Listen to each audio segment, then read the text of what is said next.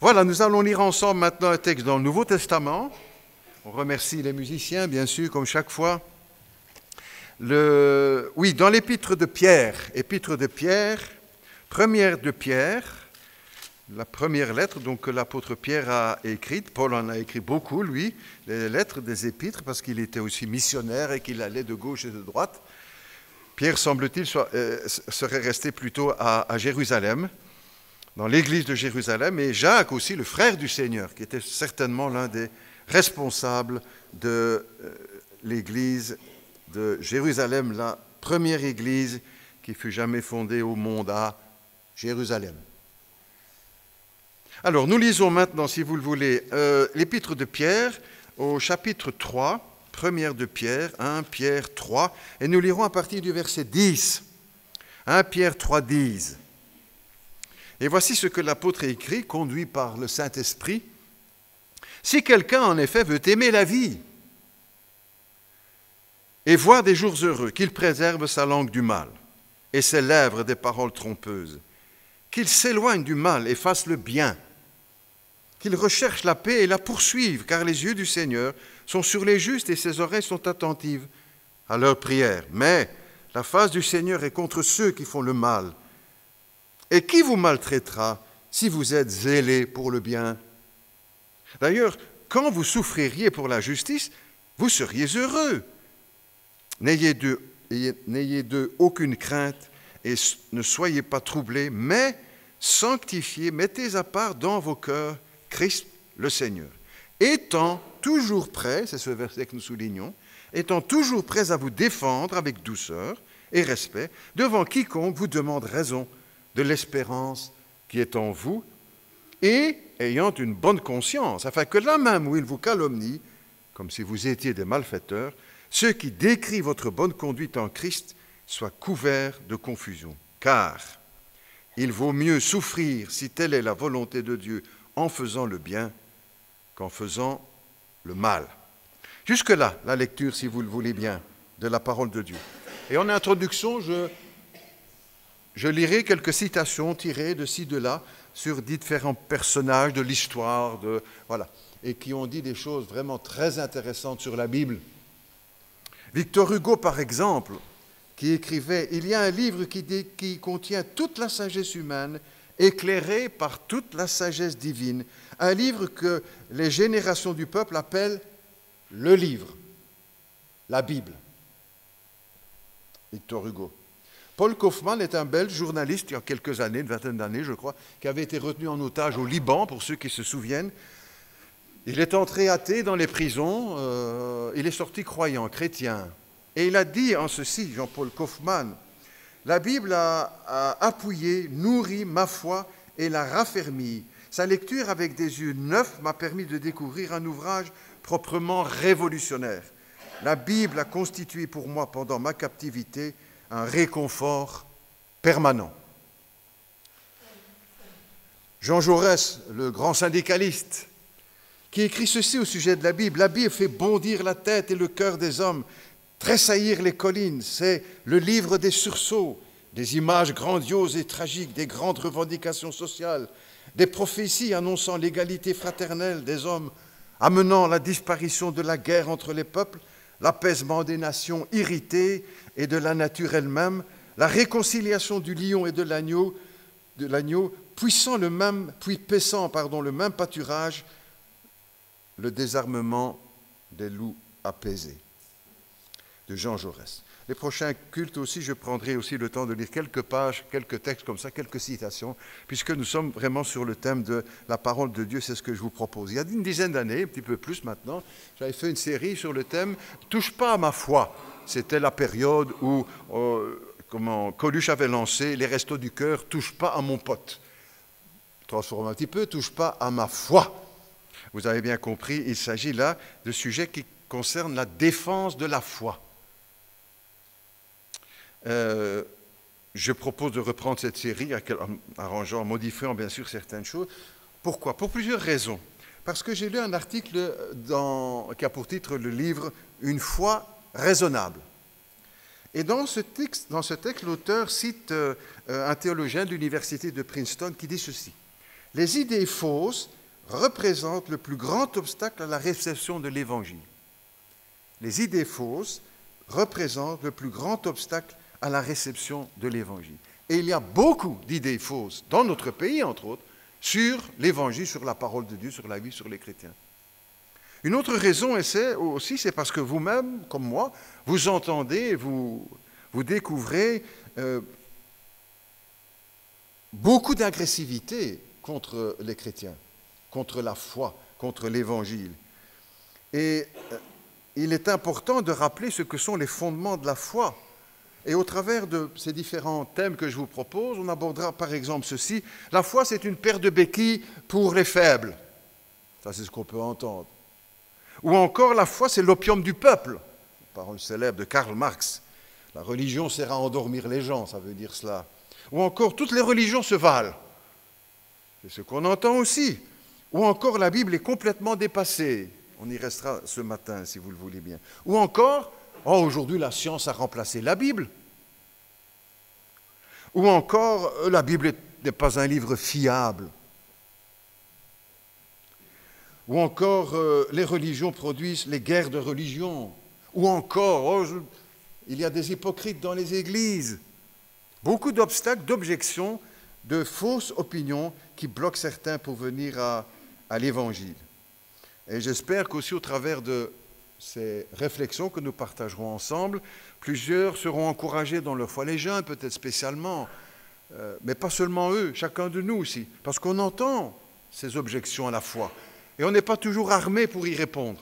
Donc ensemble, on va essayer de trouver les réponses à ces incrédules ou à ces arguments et apporter aussi peut-être la lumière sur certains parmi nous, ou qui vont suivre sur Internet, et qui sont troublés quand ils entendent ça. Qui se disent, mais quand même, est-ce que ce n'est pas un peu vrai tout ça? On va essayer de le découvrir ensemble et pour montrer également la pertinence de l'Évangile, qui reste la réponse de Dieu au travers des siècles, et bien sûr aussi de rendre la gloire à celui qui a créé toutes choses, qui est au cœur de l'Évangile, le Christ Jésus. Défendre la foi, pourquoi aujourd'hui? Parce que plus que jamais, elle est attaquée, la foi, les chrétiens, les églises, l'Évangile, Dieu, Jésus-Christ. Vous entendez ça autour de vous, certainement, au boulot, à l'école, à la radio, à la télé, etc. Jamais la foi, probablement, en tout cas dans nos pays occidentaux, jamais elle n'a été attaquée d'une manière aussi frontale. On attaque le Christ, la Bible, les chrétiens, les églises, l'Évangile, la foi, les valeurs chrétiennes. Quelques exemples que je tire courtement de ce que nous pouvons entendre. Il y a quelques années encore, et retenu aujourd'hui qui anime en quelque sorte aussi la pensée de notre société, Dieu est mort.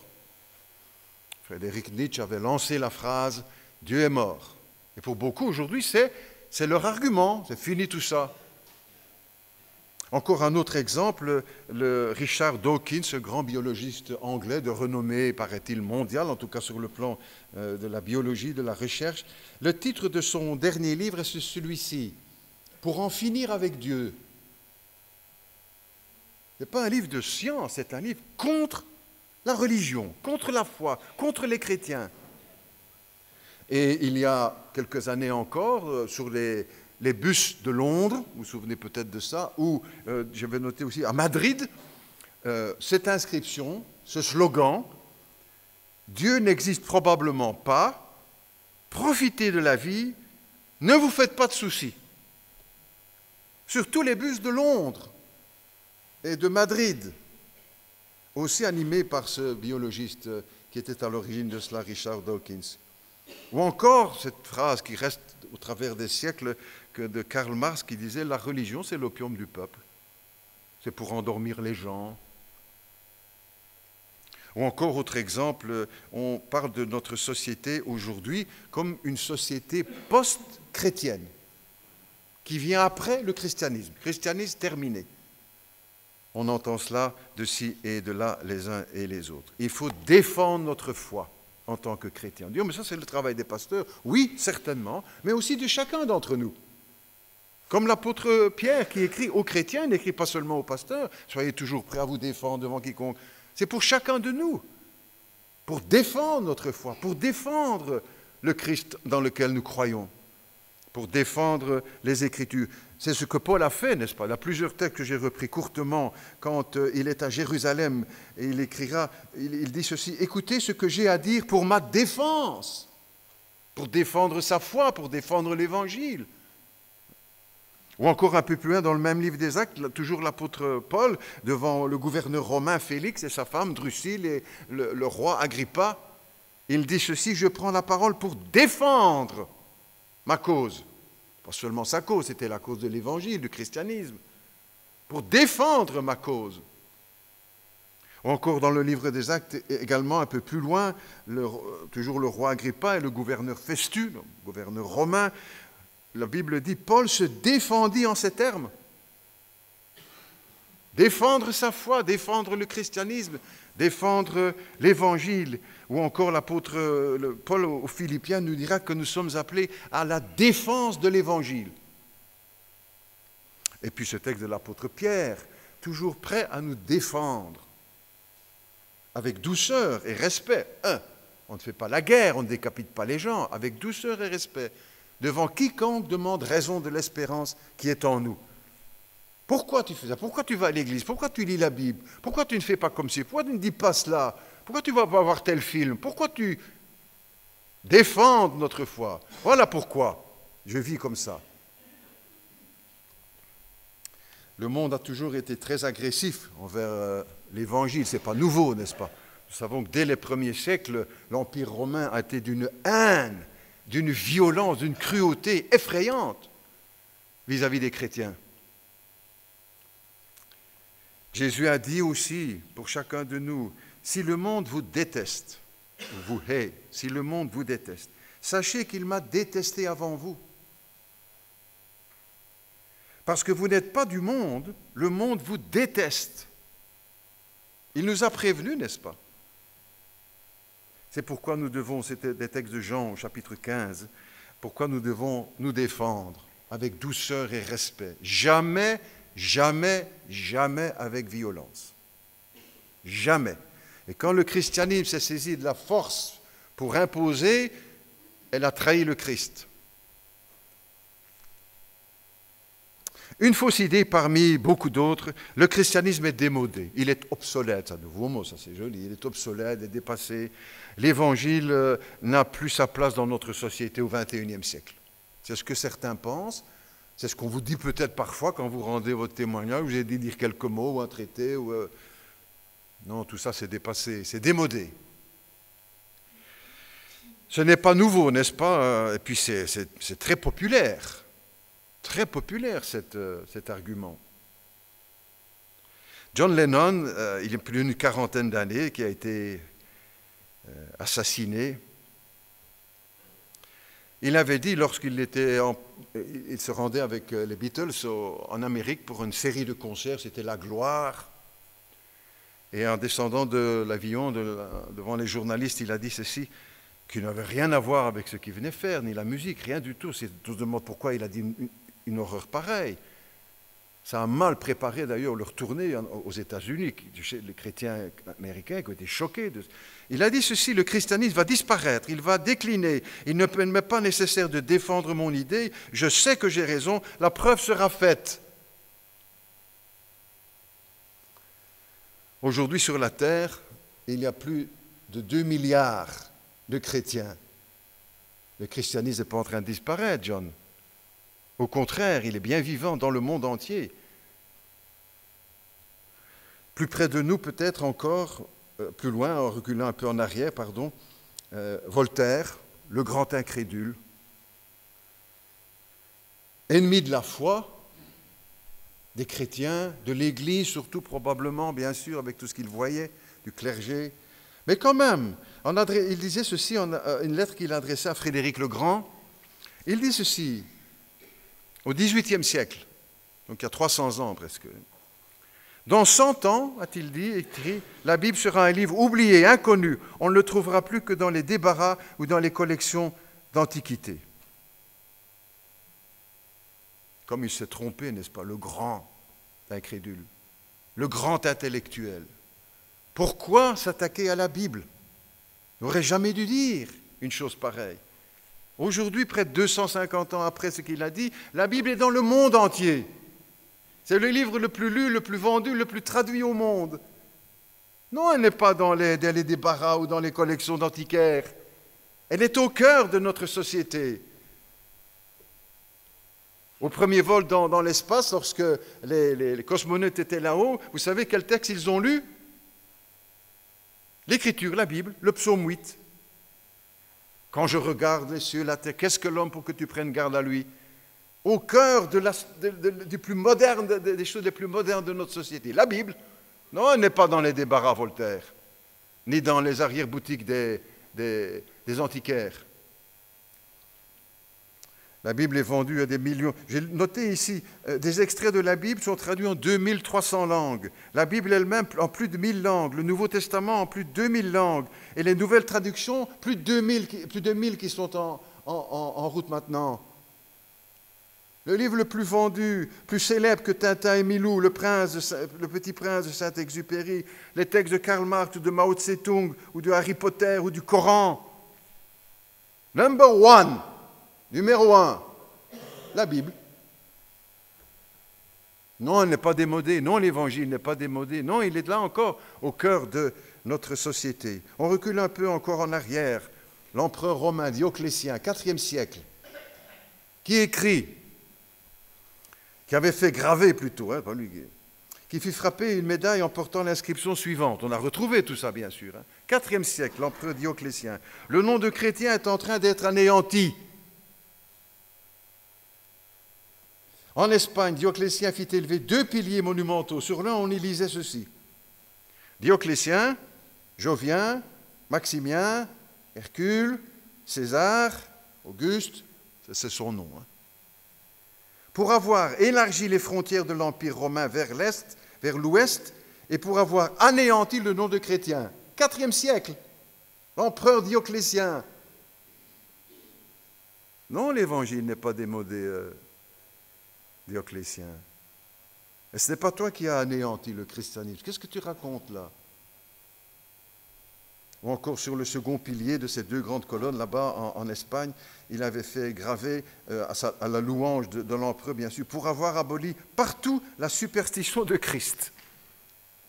Ah, il devrait revenir aujourd'hui, l'empereur, et découvrir ces millions, centaines de millions de chrétiens dans le monde entier. Non, l'Évangile n'est pas démodé. Ne te laisse pas ébranler quand tu entends des âneries pareilles. C'est faux. C'est le contraire. Il n'y a jamais eu autant de pasteurs dans le monde qu'aujourd'hui. Il n'y a jamais eu tant de missionnaires dans le monde qu'aujourd'hui. Il n'y a jamais eu autant d'églises, jamais autant d'argent consacré à l'Évangile, jamais autant d'évangélistes, jamais tant de livres écrits sur le Christ ou sur la Bible ou sur l'Évangile, jamais tant d'émissions radio et TV dans le monde. Aujourd'hui, non, l'Évangile n'est pas démodé. Ne te laisse pas faire quand tu entends des choses pareilles. Ne te laisse pas dire. Mais en même temps aussi, on avance un peu plus loin, parce que ça c'est, je vais dire, la partie négative, mais enfin réelle, puisqu'elle est devant nous. Mais pourquoi l'Évangile est-il toujours d'actualité? Comment cela se fait-il que tout ça n'est pas tombé dans les oubliettes? La parole de Dieu, ces vieilles pages des prophètes qui datent de plus de 2000, 3000 ou 4000 ans même certaines. Comment est-ce que ce n'est pas tombé dans les oubliettes? Pourquoi? Parce que c'est la parole de Dieu, du Dieu vivant. Et que sa parole, elle reste vivante. Pas pour 15 jours, pour un mois, pour un an. Pour l'éternité. Jésus a dit, le ciel et la terre passeront, mais mes paroles ne passeront pas. Ça, c'est déjà le fondement biblique sur cette permanence de l'Évangile. C'est le Christ qui l'a dit, il y a 2000 ans. Pas sur Internet, pas sur là, dans un petit village en Israël, au pays au milieu de l'Empire romain. Mais il y a d'autres réponses. Pourquoi cette parole de Dieu, cet évangile, ce christianisme ou la foi chrétienne est-elle toujours d'actualité et ne sera jamais démodée, dépassée, obsolète?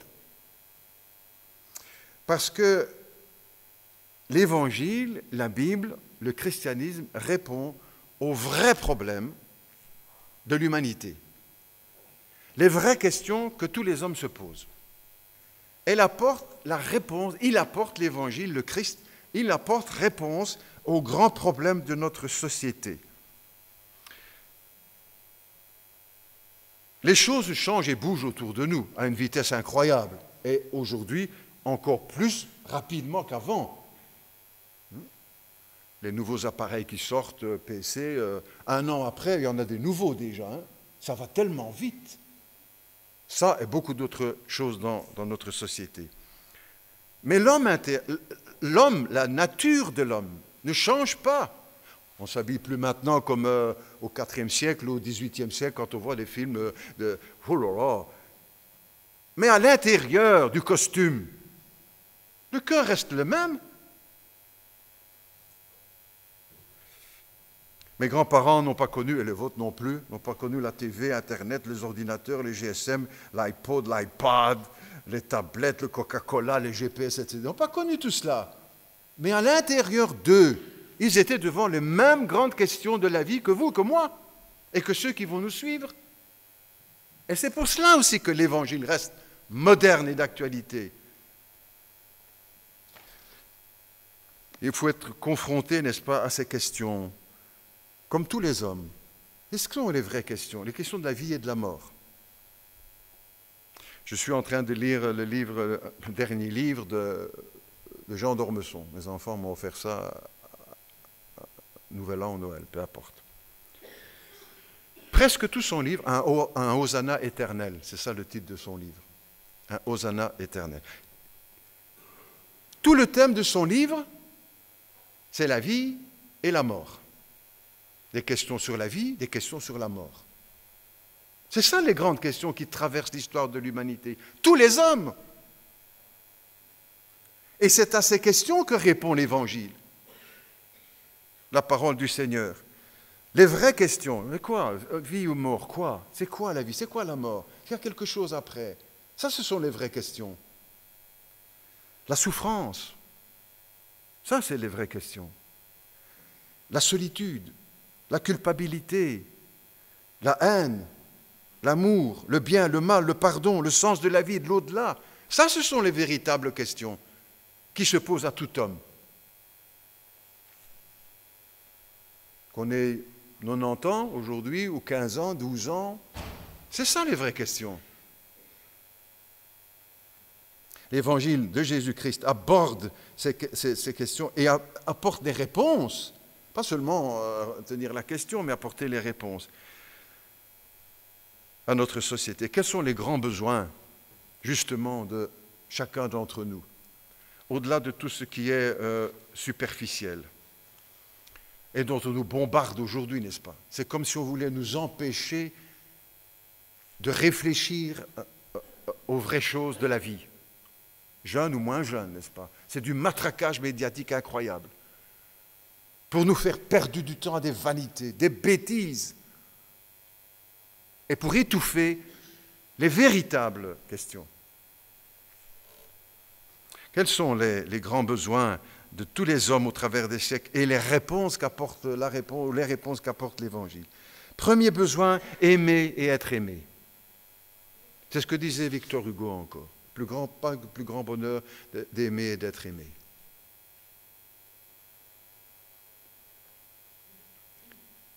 Le plus grand bonheur de la vie, c'est la conviction que l'on est aimé, disait Victor Hugo. Bien, très bien, de savoir que notre épouse nous aime, nos enfants, nos parents, nous les aimons, très bien, vrai. Mais une autre dimension encore, métaphysique, comme on dit, au-delà du physique, être aimé, de savoir pourquoi on est ici, sur cette terre. On entend autour de nous dire et redire que la vie n'a pas de sens, on ne sait pas pourquoi on est là. Alors loin de l'amour, évidemment, dans le néant. On va du néant et on part vers le néant. La Bible donne le contresens à ces pensées. Non, nous sommes là parce que nous sommes aimés, aimés par Dieu, aimés de Dieu, aimés par Jésus-Christ. Et c'est ça le vrai besoin de notre cœur, de tout être humain. Alors certains en prennent conscience et disent « Ok, et d'autres essaient de trouver des bonheurs à bon marché autour d'eux et qui les laissent vides. C'est ce qu'on voit autour de nous. C'est ce que nous avons vécu certainement pendant un temps dans notre vie avant de venir à l'Évangile. Et devant toutes les questions qu'on nous posait et les circonstances de notre vie. Pourquoi est-ce que je suis là? Qu'est-ce que je dois faire? Qu'est-ce qui est important? L'Évangile répond à cela, être aimé. Toute la Bible, justement, répond à ce besoin. Parce que toute la Bible, quelqu'un a dit que c'est la lettre d'amour que Dieu envoie aux hommes. De tous les âges, de tous les siècles, de tous les peuples. Le texte de Jean 3,16, Dieu a tant aimé le monde auquel nous avons commandé, vraiment, la réponse aussi. Et dans ce que nous nous souvenons des premiers départs dans notre vie chrétienne, c'est aussi parce qu'on a accepté l'amour de Dieu qui s'est manifesté en Jésus-Christ. L'apôtre Jean écrira « Dieu est amour ». Et c'est là le cœur de l'Évangile, de la réponse que Dieu donne autour de nous. Le christianisme en une phrase. Dieu est amour et Dieu aime. Dieu a un cœur. Et la mission du chrétien, c'est aussi de parler de l'amour de Dieu. La Bible nous dit aussi que Dieu prouve son amour. Tout le monde demande des preuves aujourd'hui. Et même quand vous les donnez, les gens ne changent pas. Même quand vous les donnez, les gens ne changent pas. Et pourtant, Dieu nous dit qu'il a manifesté, prouvé son amour. C'est le mot preuve, n'est-ce pas? En ce que lorsque nous étions pécheurs, le Christ est mort pour nous. Cette expression de l'amour s'est concentrée à la croix. Celui qui veut une preuve, c'est à la croix qu'il doit regarder. Ah, mais les gens passent à côté en disant aujourd'hui, ah, s'il m'aimait vraiment, il me ferait gagner au loto. Ah, vous savez, il y en a qui pensent comme ça, hein? Il y a beaucoup d'autres choses dans ce. La Bible, notez bien que la Bible ne dit jamais que Dieu prouve son existence. Parce qu'il existe, il est. Mais son amour, il a voulu le prouver. Parce que c'est le besoin de notre cœur. Et c'est là le grand besoin dans notre pays, en Belgique, pour les jeunes, pour les familles, pour les couples, pour les enfants, pour les personnes âgées, de l'amour de Dieu. Parce que quand l'amour de Dieu entre dans une vie, les vies changent. C'est ce dont la Belgique a le plus besoin, l'évangile de Jésus-Christ, qui est toujours actuel. L'argent ne suffit pas à remplir un cœur. J'ai entendu, comme vous aussi, à la télé, quelques images de l'homme le plus riche du monde, hein, le président de Amazon. Mais le bonheur, c'est une autre dimension. Il vient de quitter sa femme pour en prendre plus jeune, un petit peu mieux que l'autre. L'homme le plus riche du monde. L'argent ne suffit pas à remplir un cœur, la sexualité ne peut pas remplir une vie. On est bombardé aujourd'hui. Je pense à ça, je dis pauvres jeunes. Ils ont accès à tout ça à coup C'est pas ça qui va remplir une vie. C'est pas ça le vrai besoin de notre cœur, même si cela fait partie de la vie de tout être humain. Hein. On ne rejette pas le bébé avec l'eau du bain. Hein. Mais c'est pas ça le grand besoin. La Bible nous dit que Dieu a mis dans le cœur de l'homme l'éternité. On ne peut pas se remplir avec des bibelots, avec des images, de machins, ou avec de l'argent. Et quand il partira, l'homme le plus riche du monde, il ne saura rien mettre dans son cercueil, vous savez. On disait que Paul Gatti, qui a été un des hommes les plus riches et décédé maintenant, ne souriait jamais. Ne souriait jamais. J'ai lu ça dans quelque temps, il est décédé. Le christianisme, c'est la religion du cœur. Dieu est amour et Jésus-Christ est la manifestation de l'amour de Dieu. Le christianisme sera toujours d'actualité parce qu'il apporte réponse à ce besoin de tous les hommes. Même quand ils crachent dessus, n'est-ce pas? On va le dire comme ça, hein, pour...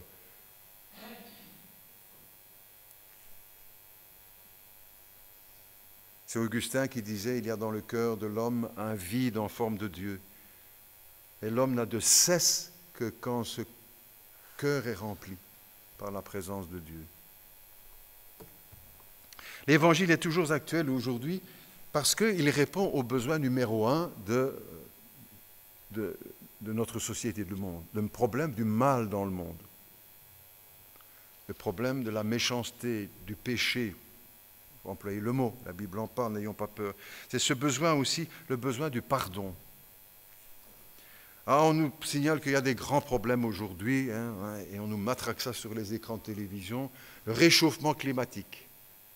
Grand problème, parfaitement d'accord, on pense à nos enfants, nos petits-enfants, qu'est-ce qu'on va leur laisser? On ne rejette pas ça non plus. Mais est-ce que c'est ça le problème numéro un? Ou d'où est-ce qu'il vient, ce problème numéro un? Les djihadistes, ah oui, un grand problème. Oui, d'accord, parfait, tout à fait d'accord.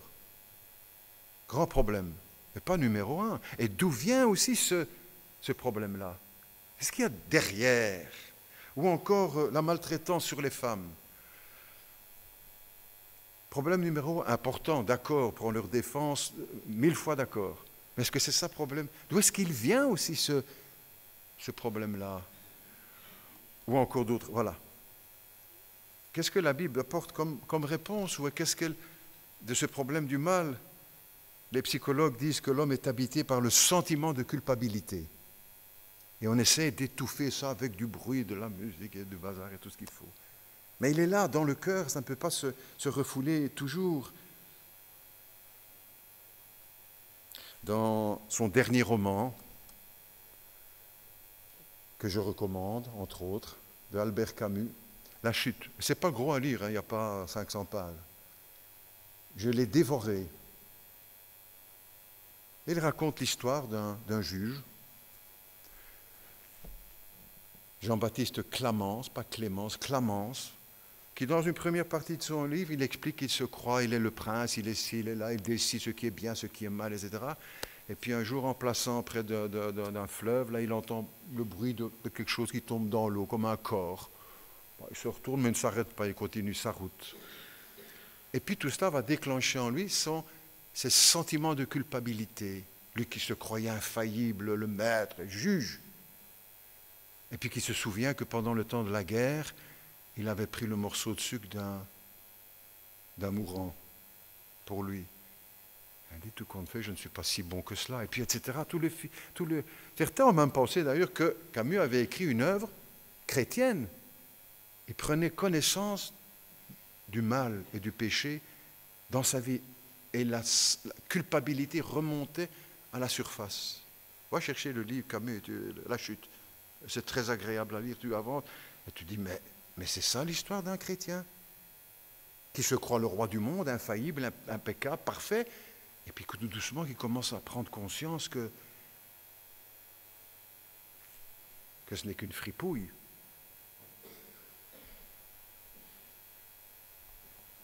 C'est ce sentiment-là de culpabilité, et c'est cette réponse aussi qu'apporte l'Évangile par le pardon des péchés, par Jésus-Christ, notre Seigneur.